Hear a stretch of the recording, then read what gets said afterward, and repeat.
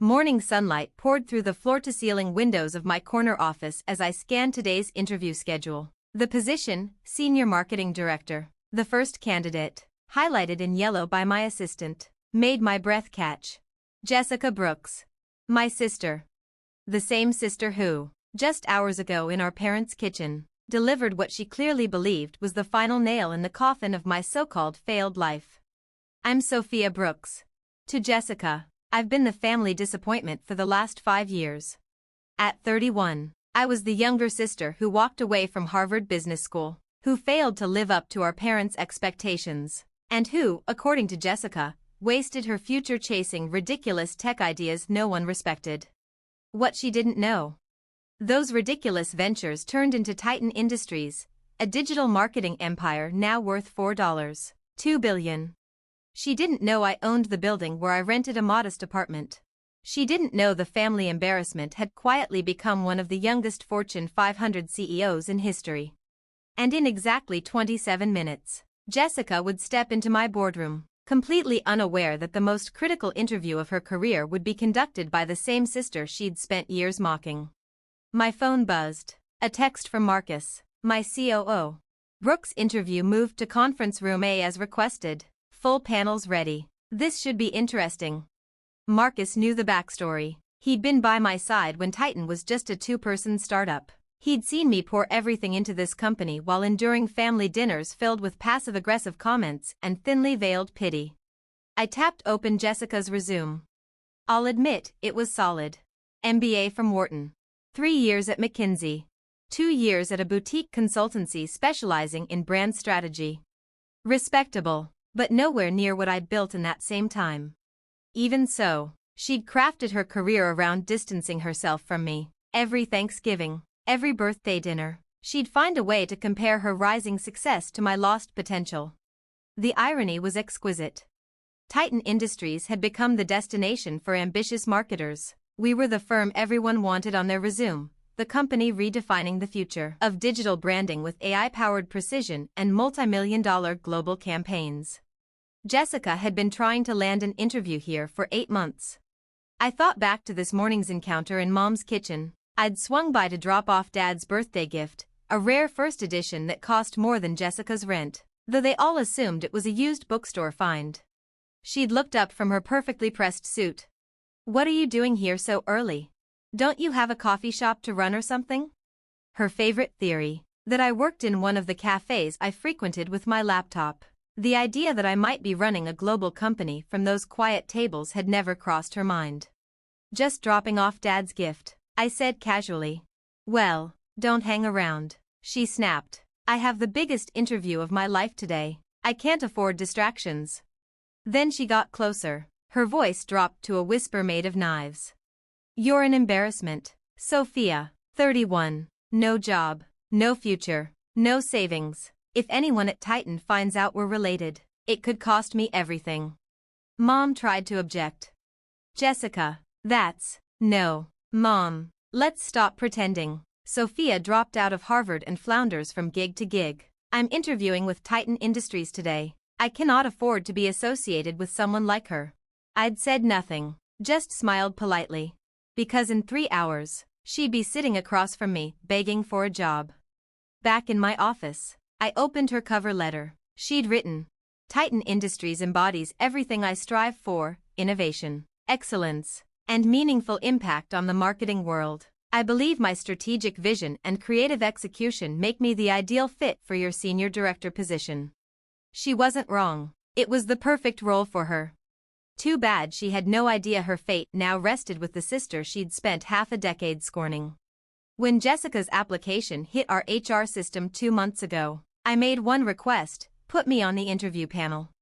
A knock at the door. "Lauren, my assistant." "Miss Brooks, the interview panel is in place. Jessica arrives in 15 minutes. "Perfect. Everyone reviewed her materials?"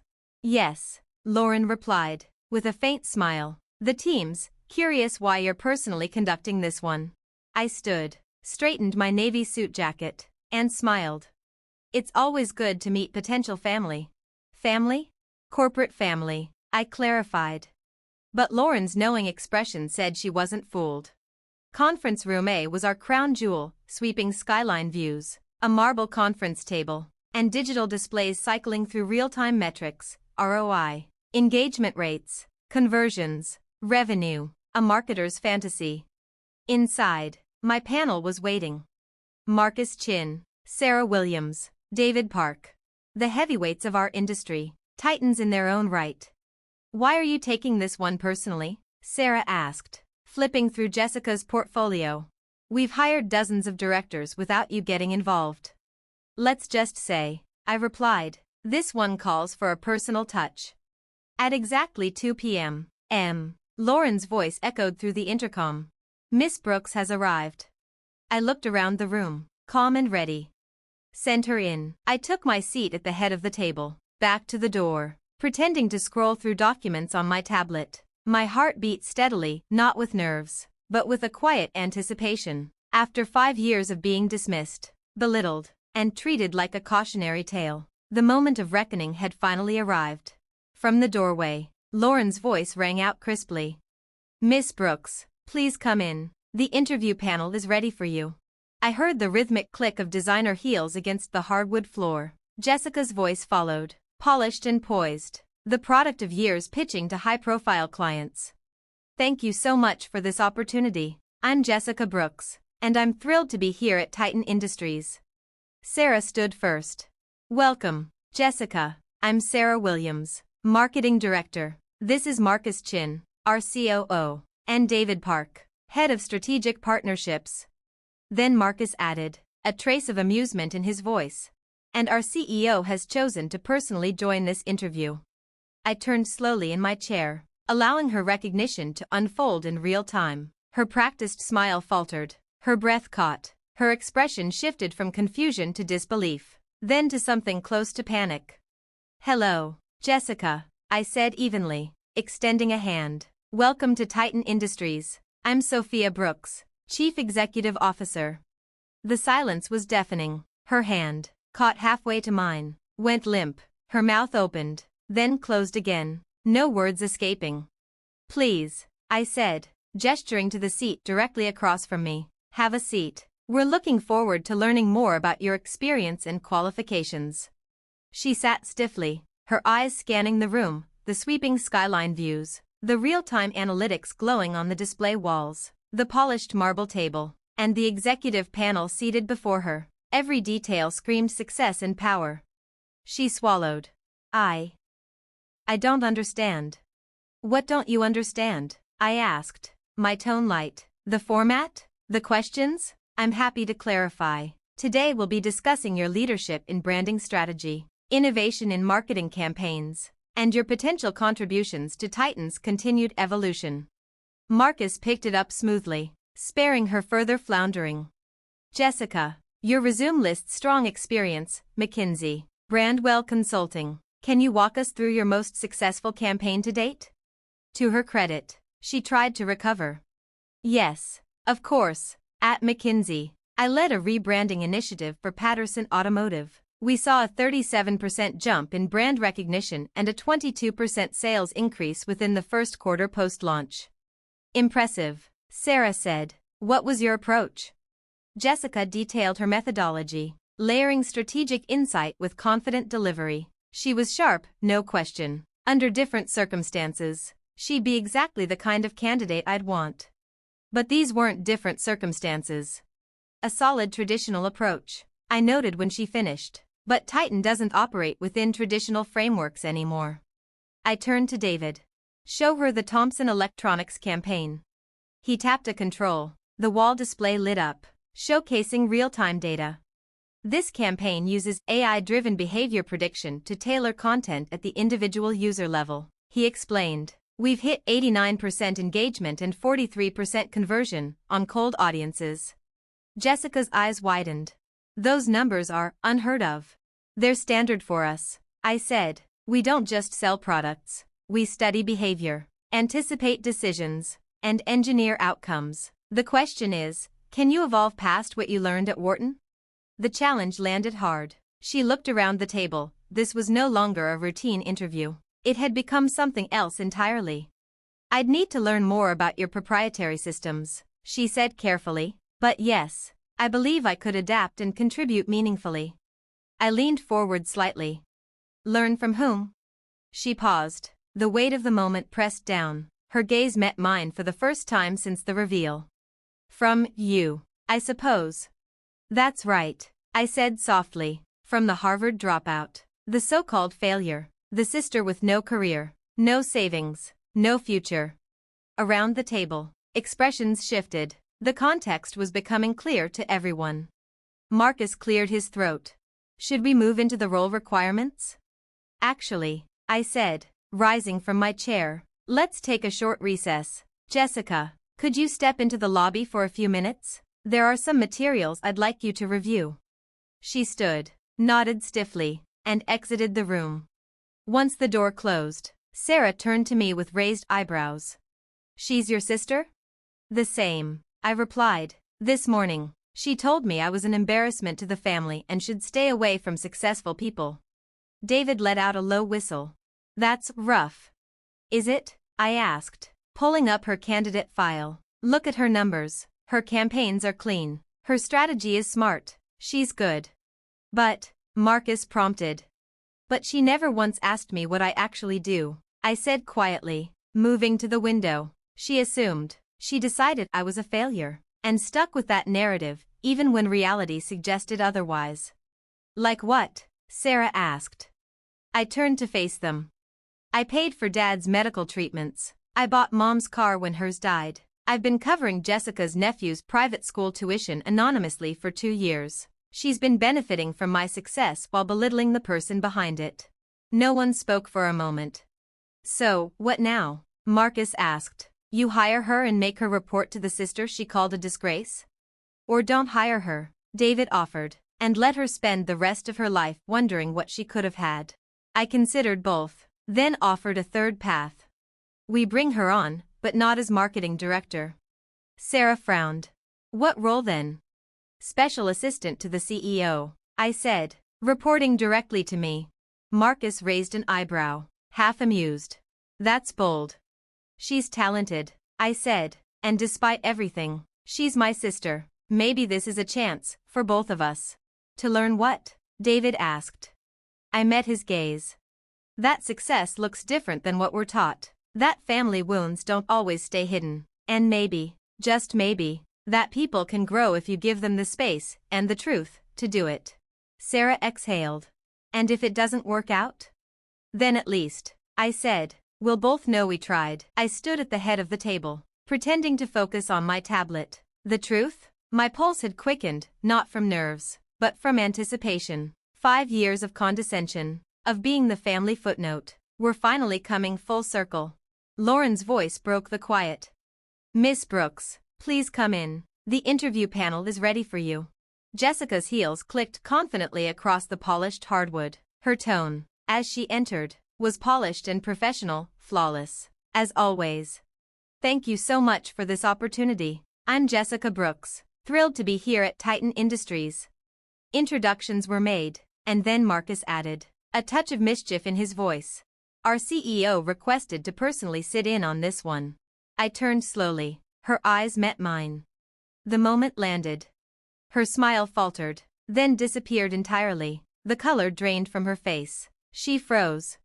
Hello, Jessica, I said. Welcome to Titan Industries. I'm Sophia Brooks, Chief Executive Officer.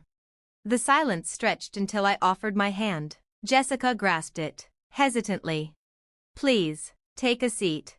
She sat, but her confidence had vanished. The walls of the boardroom, the skyline, the glowing metrics on the display, all of it suddenly felt different to her. She blinked. I don't understand. Which part? I asked, smiling faintly. The format? The panel? Or the part where I turned out not to be the failure you thought I was? Marcus stepped in, shifting the conversation back to business. And to her credit, Jessica gathered herself and delivered. Her experience was real. Her ideas had merit. But there was no denying it, the ground beneath her worldview had shifted.